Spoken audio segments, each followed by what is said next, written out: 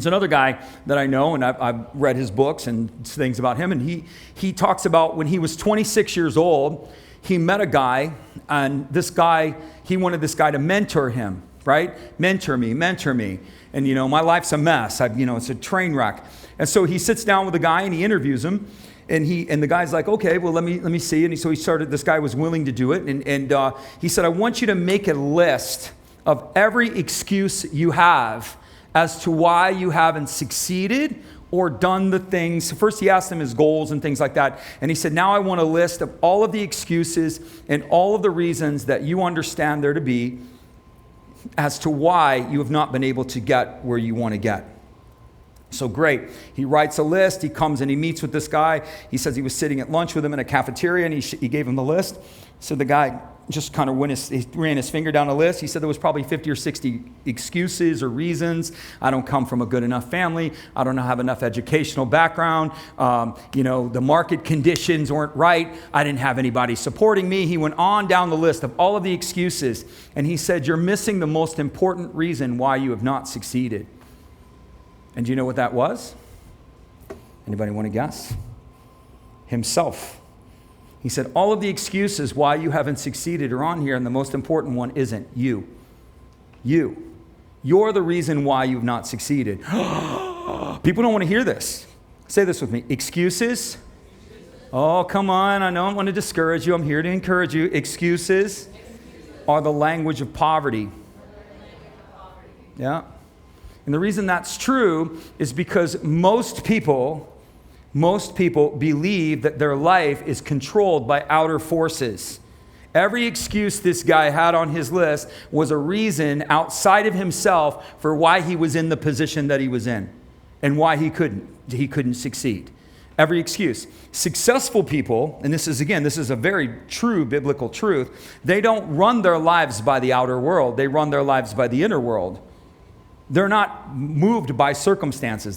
None of these things move me. We pass through things. When you understand who and what you are, and you understand that we're in this world, but we're not of it. Things may happen to us, but we are able to move through these things and overcome. That's a very biblical principle. And so what successful people understand is that their lives are not determined by outer forces. It doesn't matter who's in the White House. It doesn't matter what's around them. It doesn't matter what failures they've had or what they don't have. It's what they do have.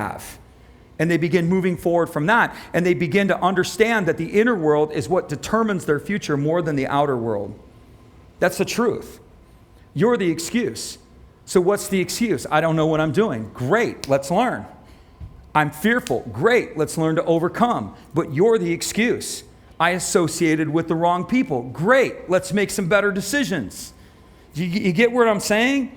Oh, those people, they did me wrong. Well, where are you in that equation? Who associated with them? Did you? Okay, so it was you who made that relationship. So ultimately, you're the one. People don't want that. I think it was Nitsky. I was reading a lot of stuff on crazy stuff lately. I can't remember who said what, but But there's one of these old psychologists said you can determine a person's maturity by the amount of truth they can receive. You can tell how mature you are by the amount of truth that you can receive. And the biggest truth at all is you're the problem. I thought it was, no other people affect you, but at the end of the day, you determine, you can move past that. You can keep going past that. It's just the truth. It's the way it is. So this is what determines success. And if you're going to look down this and you're going to make every excuse and you're going to believe that your life is determined by the outer world, then you're missing the point entirely. Fortunes have been made in down economies. If you look at the history of business, we just put this on a purely financial plane. You can look at collapsing economies and fortunes were made. Fortunes were made, and it's because those types of people weren't moving through the outer circumstances. They were moving through the inner world. They had specific goals, and those goals showed them the opportunities, and when they saw the opportunities, they took them. True. Most of the industrialized America was built out of 1932 crash. Do you know how many billionaires were built out of the real estate crash and the savings and loan crash of the 80s? I don't know if anybody remembers that. I was a kid, but I remember that. Early 80s, late 80s, 90s. It was a big savings and loan crash, and all of this wholesale real estate came on the market. Billions of dollars were made out of that. People became billionaires out of that, where everybody else was pulling away, don't want to touch it, too risky, whatever. Those people understood the opportunity and they took it. So for them to look and say, oh, well, the economy's bad, or this is bad, or they made all the excuses. You have to begin with yourself. If you can't do that, you got to say, okay, here's where I'm at. I've done some really stupid things. And that's what this guy said to this guy, this book that I was reading. This guy was saying, he told me, this guy's 26 years old. He said, how long you been in business? And a guy said, since I was 19. And he said, so over the last 7 years, you've screwed your life up. For the last 7 years, you've made a complete mess of yourself. He said, you can completely turn, this is a statistical fact, by the way, you can completely turn your life around within 5 years. Within 5 years. You're like, 5 years? Are you crazy? That's so long. That's so long. 5 years, you'll turn your whole life around. And the guy was, and he said, basically it looks something like this. You've spent 40 years screwing it up. 5 years is a pretty good return. You spent 7 years screwing it up. 5 years is a pretty good return. That's a pretty good return. I'm talking about a complete turnaround. And you have to do it in steps. People overestimate what they can do in a year. You can completely reset your body. You can completely reset your health in 5 years. You're like, well, Jenny Craig said I can do it in 90 days. Jenny Craig don't know what she's talking about. You know what I'm saying? You go to Jenny Craig don't do it, and anything that happens on Jenny Craig, it doesn't last very long. You have to reset your body. You can completely reset your health and your body. So here's what happens. This is what most people don't know. This is what most people don't want to do. What happens is just if you want to reset, let's just talk about health, right? I'm not even on my notes yet, but is this a good conversation? Are we having a good one? I'm trying to help you. All right. So let's say you want to reset your health, right? Because it's like, I try to not make everything about money. Business is kind of like my framework, so I tend to talk in those decisions, but I realize it's like, this is more practical than just money, right? So let's say I want to reset my health and I want to reset my body. What's going to happen is I'm going to take that out over a period of years. And within 3 to 5 years, I'm going to completely reset my body. I'm not just going to reset the shape of my body or the whatever. I'm going to restore my body to its natural processes where the body will heal itself. What people don't understand is that the body when the body isn't doing anything, it repairs itself. But when the body is occupied with other things, like toxins, that's what it's dealing with. And so much of our diet, so much of our health, so much of other things is that we toxify our bodies, and your body is working overtime and overload trying to deal with all the toxins that you keep cramming into it, and it never gets to the point of healing itself. Therefore, the body degrades. That's what happens. That's why people's health goes downhill. It's because they're consuming the wrong thing, and the body is fighting to get rid of the toxins. You understand that? And so what happens when your body is in a neutral state, your body naturally, and you give it the right amount of ammunition, your body will naturally begin to repair itself. This is a fact. This is a truth. And literally, you have a complete cellular recycle. I don't know how to get one of the doctors up here. We got several doctors here, but it's truth. Your cells will turn over every 7 years. You can turn the whole cellular system of your body over in 7 years. But if you're still eating junk, what kind of cells do you think you're reproducing? The same junky cells you had for the last 7 years. But if you will take a pattern of time and take that over a time and begin to set a different course and a different lifestyle, you're not only going to reset we're all fixated with weight, what if it's about health and restoration?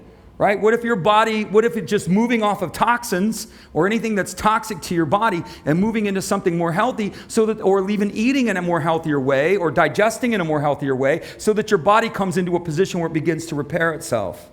Does that make sense to you? That you're not doing that in 90 days. Yeah? 15 years of McDonald's isn't going to go away in 90 days. I'm going to do a colon cleanse. That's what somebody told me one time. I'm like, you can do all the colon cleanses you want, man. It ain't going to help.